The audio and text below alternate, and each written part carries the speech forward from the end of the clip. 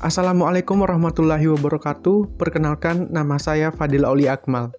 Saya dari kelas 1D, Program Studi Hukum Tata Negara Fakultas Syariah IAIN Palopo. Pada video ini, saya akan menjelaskan tentang istisan.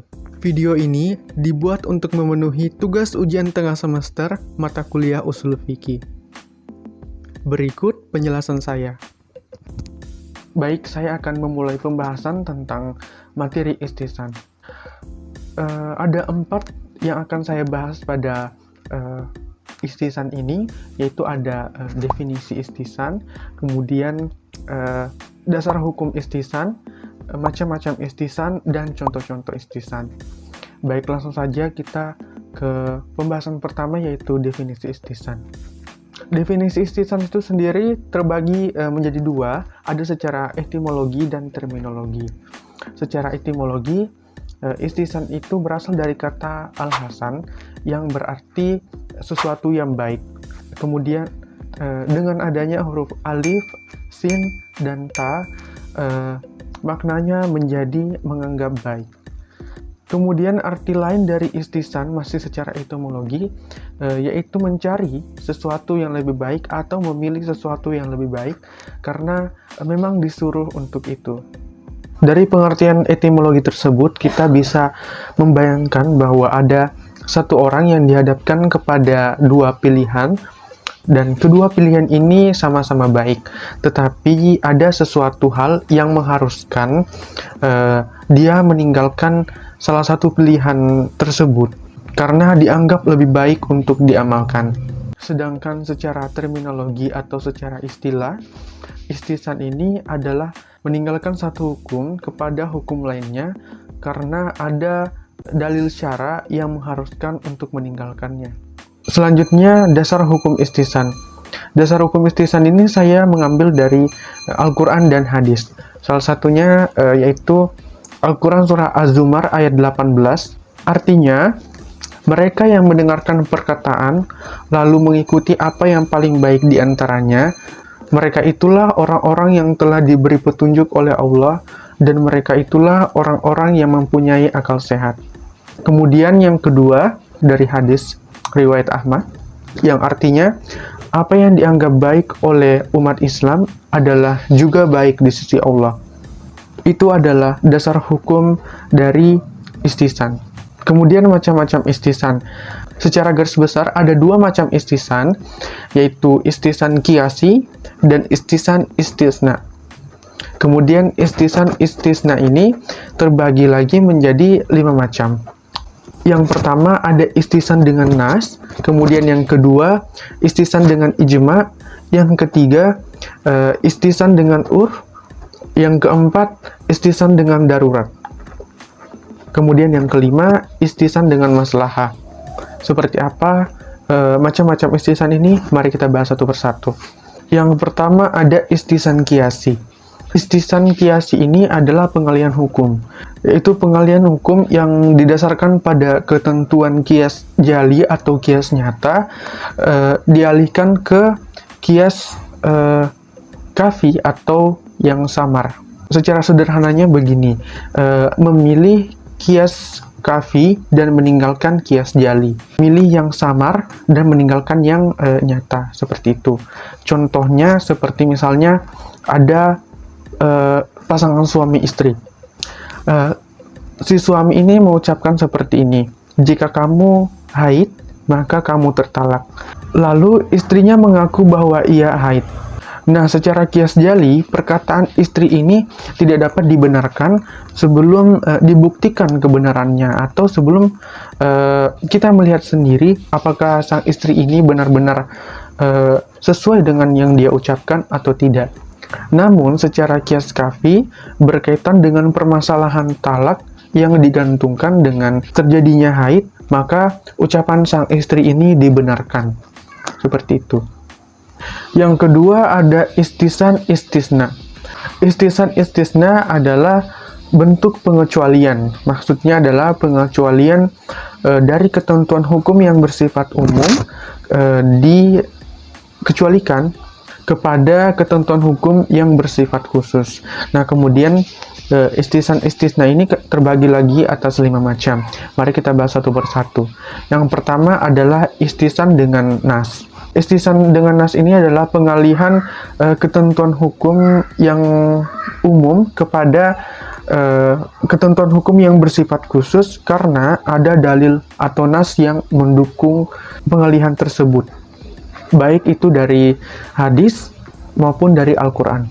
Contohnya seperti misalnya, ada orang yang berkata seperti ini, hartaku adalah sedekah, atau aku bersumpah untuk mensedekahkan hartaku.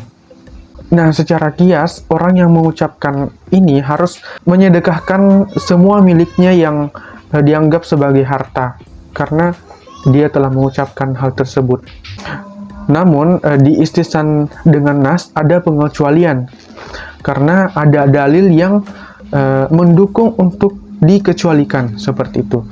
Dalilnya adalah pada surah At-Taubah ayat 103, artinya, ambillah zakat dari harta mereka.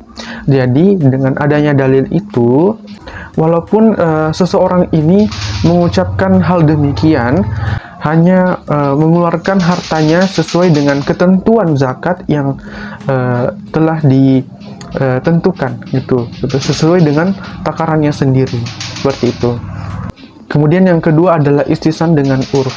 Istisan dengan urf ini adalah pengecualian hukum dari prinsip syariah yang umum berdasarkan kebiasaan yang berlaku di masyarakat. Contohnya adalah kebolehan untuk menyedekahkan benda-benda seperti buku, benda-benda yang bisa bergerak kemana-mana seperti buku, dan lain-lain. Hukum asal wakaf ini hanya berlaku pada benda-benda yang diam seperti tanah misalnya. Tidak disebutkan benda-benda bergerak seperti buku atau alat-alat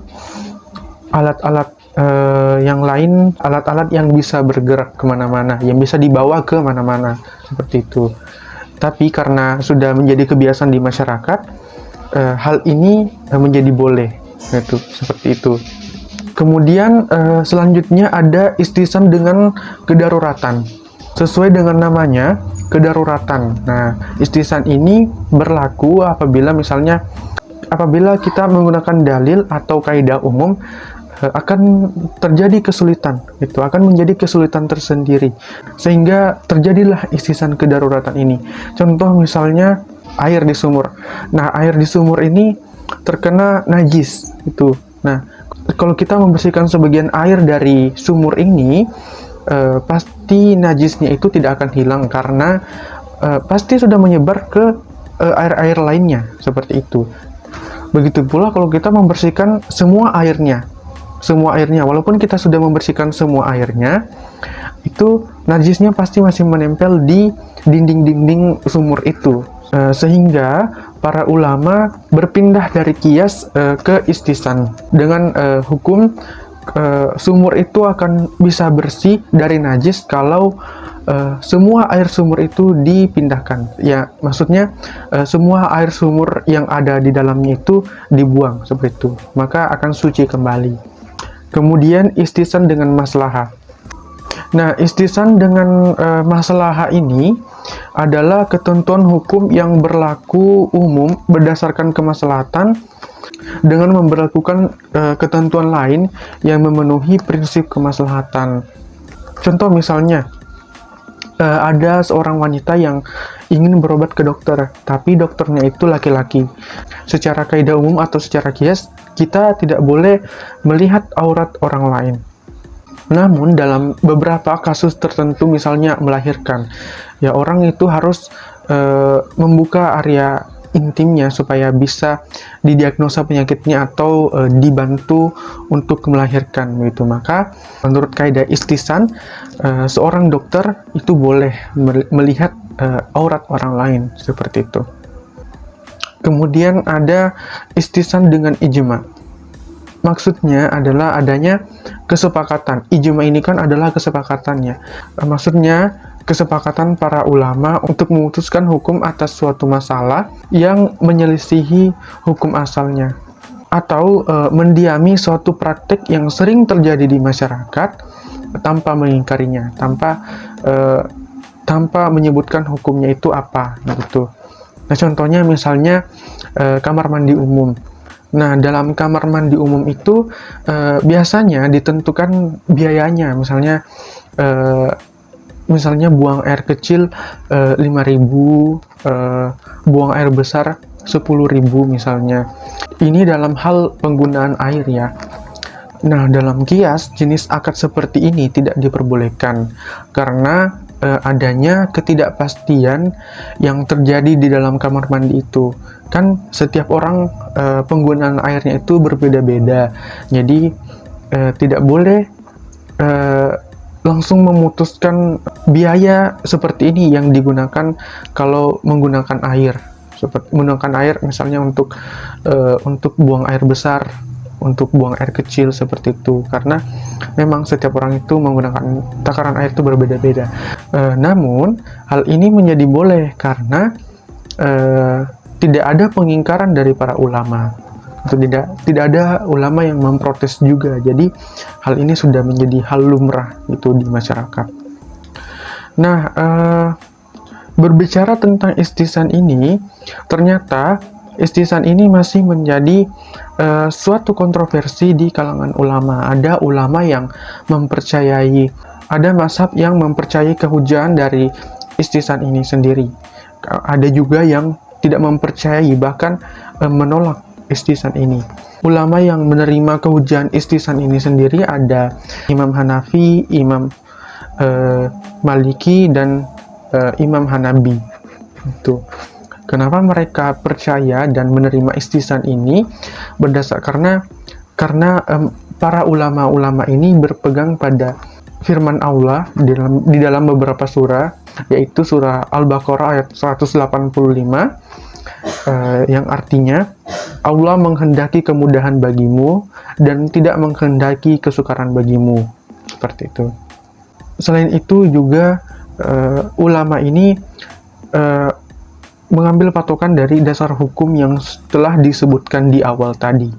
Namun ada juga yang tidak percaya, bahkan menolak dari kehujahan istisan ini sendiri. Contohnya Imam Syafi'i dan Imam Zahiri.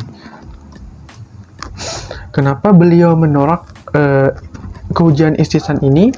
Beliau mengatakan bahwa barang siapa yang berhujah dengan istisan, maka dia telah membuat syariat baru. Beliau juga mempunyai dasar untuk menolak istisan ini sendiri. Tuh. Ada dari surah Al-Maidah ayat 49 yang artinya seperti ini. Dan hendaklah kamu memutuskan perkara di antara mereka menurut apa yang diturunkan Allah.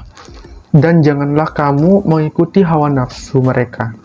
Itu. Jadi Imam Syafi'i beranggapan bahwa kalau kita mengikuti istisan, maka sama saja kita mengikuti hawa nafsu, seperti itu.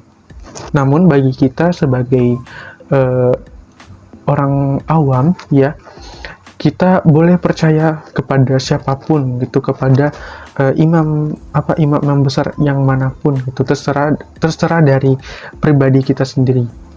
Seperti itu. Ya, itulah pembahasan dari istisan. Baik, itulah tadi penjelasan saya tentang materi istisan.